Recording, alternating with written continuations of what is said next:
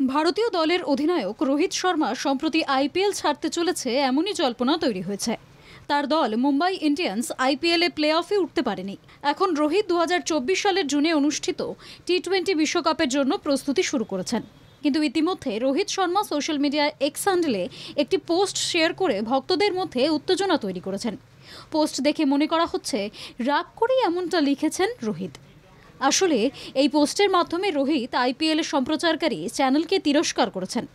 প্রত্যাখ্যান সত্ত্বেও চ্যানেলটি তার ব্যক্তিগত ভিডিও চালিয়েছে বলে ক্ষুব্ধ রোহিত।